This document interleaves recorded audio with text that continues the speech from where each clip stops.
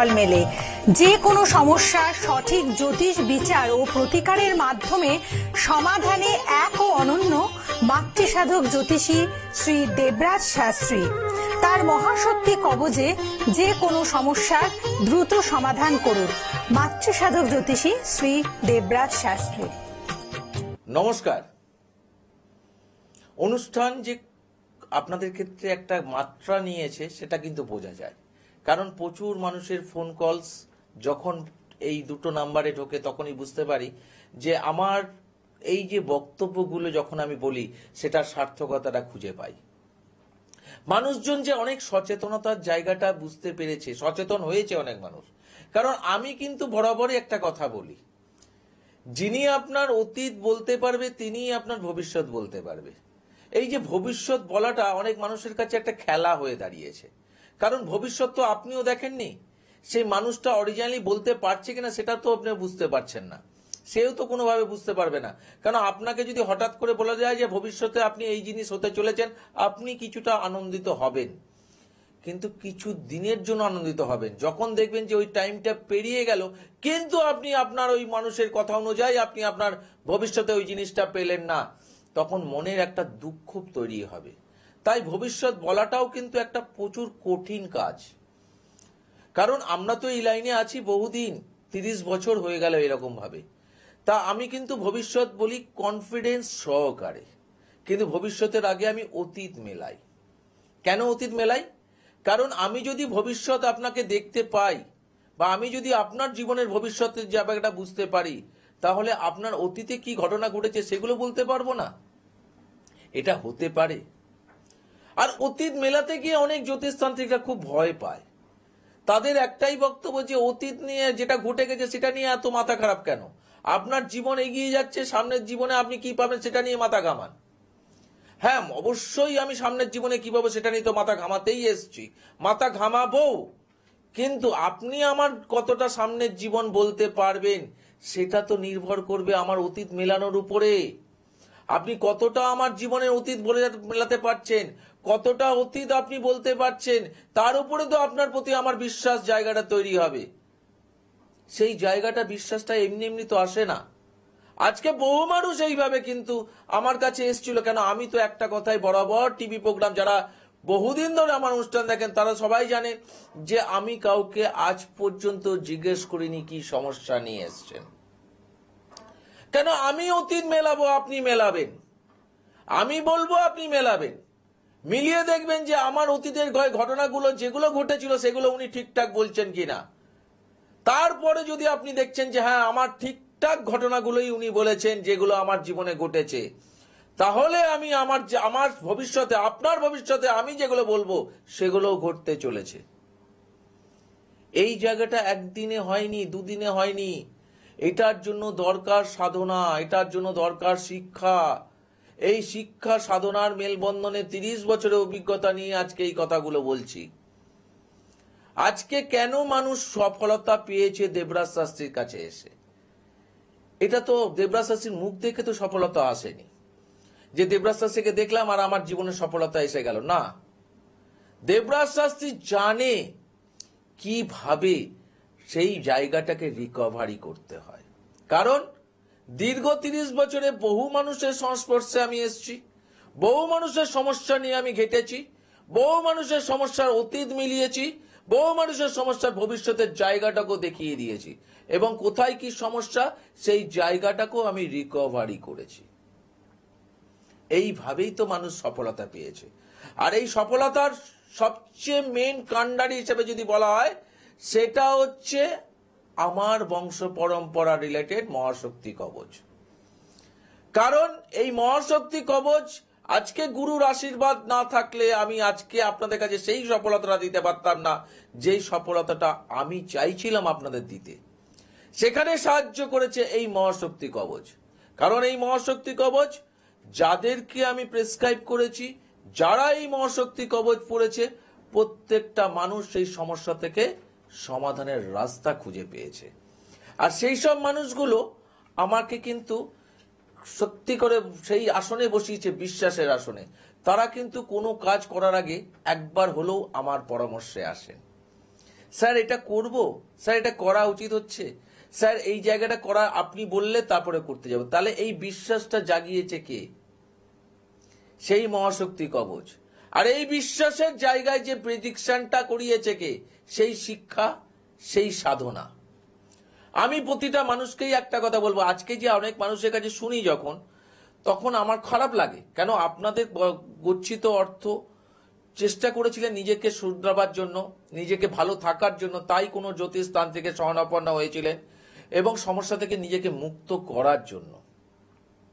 এই জায়গাটায় অনেকে কিন্তু পায়নি, এটা বলবো না, অনেকেই কাজ পেয়েছেন, আবার বেশিরভাগ মানুষই সেই জায়গা থেকে বঞ্চিত হয়েছেন।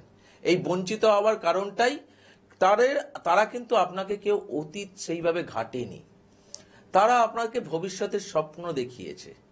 আপনার জীবনে এটা হতে চলেছে, আপনার জীবনে এটা হবে, আপনার ছক দুর্দান্ত, আপনার হাতের কন্ডিশন দুর্দান্ত, আপনার এইগুলো হবে। এইগুলো আনন্দে তখন আপনি ভাবলেন যে এইগুলো যখন হবে তাহলে এটা কি করা যায় স্যার, এর জন্য এই সমস্যাগুলো একটু আছে, এইটাকে রিকভার করলে আপনাকে আর চিন্তা করতে হবে না, ব্যাস। এই আনন্দে আপনি সেই রিকভারিটা করলেন, কিন্তু আপনি রেজাল্ট খুঁজে পেলেন না। এরকম করে স্যার প্রচুর মানুষের এইভাবে দেখেছি, কষ্ট দেখেছি। কিছু মানুষ বলেছে আমি স্যার আমার গয়না বেচে করেছি।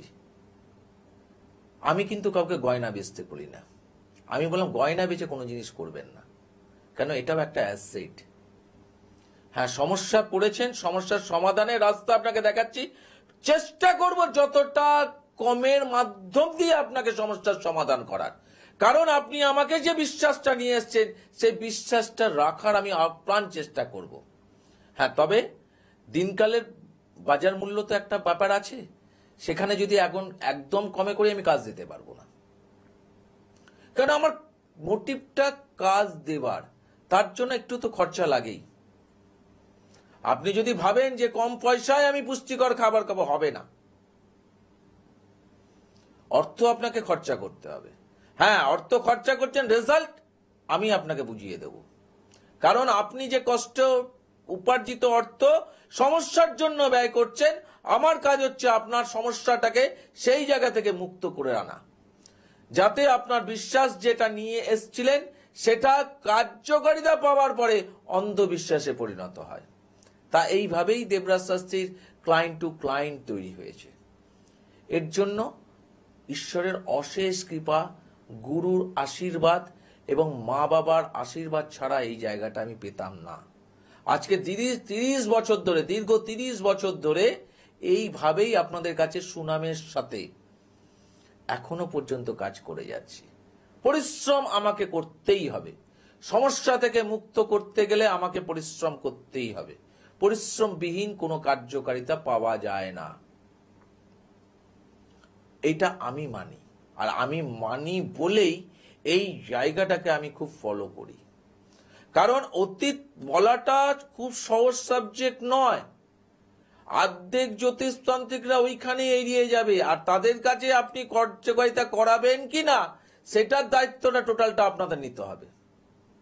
কারণ আপনারা যে প্রতারিত হয়েছেন তাদের একটা অংশ কিন্তু এই জায়গাটাই, তারা অতীত মেলায়নি, অতীত কিছু ঘটনা ঘটায়নি, তারা ভবিষ্যতের স্বপ্ন দেখিয়েছে। মিলিয়ে নিন, যারা অনুষ্ঠান শুনছেন আমার প্রোগ্রাম মিলিয়ে নিন, দেখুন যাদের কাছে আপনারা গেছিলেন সেই জায়গায় সেরকম কার্যকারিতা, সেই জিনিসটা আমার সঙ্গে মিলছে কিনা। আপনি ওই প্রান্ত থেকে বলবেন একদম ঠিক কথা স্যার, কারণ এই ধরনের মানুষ তো আমার কাছে প্রচুর পরিমাণে এসছে। সেই মানুষগুলোই আজকে সেই বিশ্বাসটা হারিয়ে ফেলেছিল, যেখানে সেই বিশ্বাসটা পুনরায় আমি আবার তৈরি করতে পেরেছি। সেই বিশ্বাসটা আমি তখন তাদেরকে একটা কথা বললাম, প্রকৃত মানুষের কাছে গেলে কিন্তু সমস্যা মুক্ত হওয়া যায়। এটা তো তুমি এখন মানলে। তখন বলে হ্যাঁ স্যার এটা আমি মানলাম, কেন? আমি কিন্তু আপনার কাছে এসে কাজ পেয়েছি, ব্যাস। এই বিশ্বাসটাই তো দরকার। জ্যোতিষতান্ত্রিকের কাছে মানুষ ছুটে যায় কেন? ডাক্তারের কাছে ছুটে যায় রোগ সারাবার জন্য, জ্যোতিষতান্ত্রিকের কাছে ছুটে যায় সমস্যা থেকে মুক্ত হওয়ার জন্য। তাই এই জায়গাটাই তো আমাদের কার্যকারিতা। আমি কেন তার দুঃখ, তার দুর্দশা, তার যেটা বলে কি বদদুয়া নেব কেন? কারণ আমি চেষ্টা করব সেই মানুষটিকে সমস্যা মুক্ত করানো, এবং সেই সমস্যা মুক্ত করার পর সেই মানুষটিকে কান্নার থেকে হাসিতে পরিণত করাটা দায়িত্বটা সম্পূর্ণ আমার। তাই তো বারবার একটা কথা বলি, আমার বংশ পরম্পরা রিলেটেড মহাশক্তি কবচ যার গলায় থাকবে তাকে ওই সমস্যা থেকে মুক্ত হতে হবে। শুধু দরকার আপনার ভিতরে বিশ্বাস আর ভক্তি। কারণ এই বিশ্বাস ভক্তি না থাকলে আপনার ভিতরে যে জিনিসটা দেওয়া হচ্ছে সেটার উপর শক্তি তৈরি হবে না, আর শক্তি না হলে মুক্তি হবে না। কনফিউশন নিয়ে এই জিনিস কিন্তু পড়ানো যাবে না। আপনার হতে পারে প্রচুর অর্থ, কিন্তু আমি যদি দেখি আপনার ভিতরে আছে কনফিউশন, আপনার ভিতরে হচ্ছে যে হবে কি হবে না এই চিন্তা ভাবনাটা যদি আপনার মধ্যে থাকে, তাহলে আপনাকে কিন্তু আমি এই মহাশক্তি কবচ দেব না। আর যারা মনে করছেন যে সরাসরি এসে কথা বলবেন, এই দুটো ফোন নাম্বার যারা ফোন ধরে তারা কেউ অ্যাস্ট্রোলজার নয়, আর এই দুটো ফোন নাম্বার আমি ধরি না। কেউ এখানে ভাগ্য জানতে চাইবেন না। যারা যেখানে দেখে নিন, নিচ থেকে স্ক্রল যাচ্ছে, যার যেখানে সুবিধে সেই অনুযায়ী যোগাযোগ করে নেবেন। যারা দূর দূরান্ত থেকে অনুষ্ঠান দেখছেন কিন্তু এই মুহূর্তে আসা সম্ভব নয়, তাদের জন্য অনলাইন কনসালটেন্সি তো অবশ্যই আছে।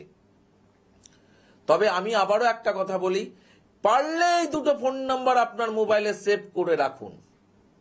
কেউ বলবে না, আমি বলছি সেভ করে রাখুন। কোনো না কোনো দিন আপনার এই দুটো ফোন নাম্বার আপনার জীবনের সমস্যা মুক্ত করার জন্য বহু বড় ভূমিকা পালন করবে, এইটুকু আমি আপনাকে বলতে পারি। তা এইভাবেই প্রতিটা মানুষের ক্ষেত্রে আমি যেভাবেই কাজ দিয়ে এসছি, হতে পারে আপনাদেরও সেই সমস্যা থেকে আমি বের করে আনতে পারবো। সেই জোর আমার মধ্যে আছে, সে যে সমস্যাই হোক। হ্যাঁ, তবে তিনটে জিনিস আমাদের বংশ পরম্পরা রিলেটেড হয় না, এবং এই ধরনের জিনিস নিয়ে কেউ আসবেন না। এখনো পর্যন্ত সেইভাবে আসেনি, দু একজন ইনকোয়ারি করেছিল, তাদেরকে বলে দেওয়া হয়েছে। প্রথম কথা, বশীকরণ রিলেটেড কাজ আমাদের বংশ পরম্পরা রিলেটেড হয় না। মারণ কাজ, উচ্চাটন কাজ, এরকম ক্ষতি কাজ আমাদের বংশ পরম্পরা রিলেটেড হয় না। হ্যাঁ, ক্ষতির শিকার হয়েছেন, কিন্তু আপনি এখান থেকে কিছুভাবে বেরোতে পারছেন না, কাটাতে পারছেন না, সেই জায়গাটাকে ক্লিয়ার করে দেওয়া হবে। কিন্তু কাউকে ক্ষতি করতে চাইছেন, হবে না। এই ধরনের কাজ কিন্তু আমার কাছে নিয়ে আসবেন না। এছাড়া আপনি যে কোনো কাজে আপনি নিয়ে আসতে পারেন। সমস্যা দেখব, বুঝবো, তারপর আপনাকে আমি প্রতিকারের কথা বলবো। আমার কাছে এলেই যে আপনি প্রতিকার পাবেন তারও কোনো গ্যারেন্টি নেই।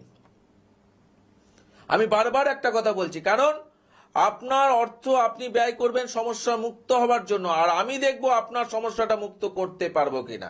যদি দেখি যে এই মুহূর্তে আপনাকে ওইভাবে প্রতিকার দিয়েও কার্যকারিতা করানো যাবে না, অবশ্যই আপনাকে সমস্যার জন্য একটা টাইম দিয়ে দেবে। সেই টাইমের পরে আপনি যোগাযোগ করতে পারবেন। এবং আমার টার্গেট যেটা আছে যে আপনাকে সমস্যা মুক্ত করানো, এটাই বরাবর আমার প্রতি 30 বছর ধরে আমি এইভাবেই কাজ করে এসেছি। দেবরাজ শাস্ত্রী নতুন কোনো ব্যক্তি নয়। যারা বহু পুরনো ভাবে আমাকে দীর্ঘ চ্যানেলে দেখে যাচ্ছেন, বিভিন্ন চ্যানেলে আমার প্রোগ্রাম দেখছেন, তাদের কাছে যে কথা বলবো একদম ঠিক কথা। যারা এসছেন তাদের কাছে নতুন করে বলার কিছু নেই। যে স্যার যেগুলো বলছেন বা বাবা যেগুলো বলছেন, এগুলো প্রতিটা কথাই ওনার সত্যি। কিন্তু আপনি তো আসেননি, তাহলে আপনি কি করে বুঝবেন? ফার্স্ট বুঝবেন যখন আপনি আসবেন এবং আপনার date of birth, time of birth, place of birth দেবেন, আপনি চুপ করে বসবেন, আপনার অতীত মেলাবেন, তখন বুঝতে পারবেন আপনি প্রকৃত মানুষের কাছে এসছেন কিনা। তাই আমি প্রতিটা মানুষকে একটা কথা বলি, আপনি যখন চেম্বারে আসবেন আপনি কিছু বলবেন না, বলবো আমি, মেলাবেন আপনি। এইভাবে যার কাছেই যান, যাকেই ভালো লাগে তাকে যদি আপনি এইভাবে করতে পারেন, তাহলে আপনাদের জীবনের সমস্যা থেকে কিন্তু নিজেরাই সঠিক রাস্তা খুঁজে পাবেন।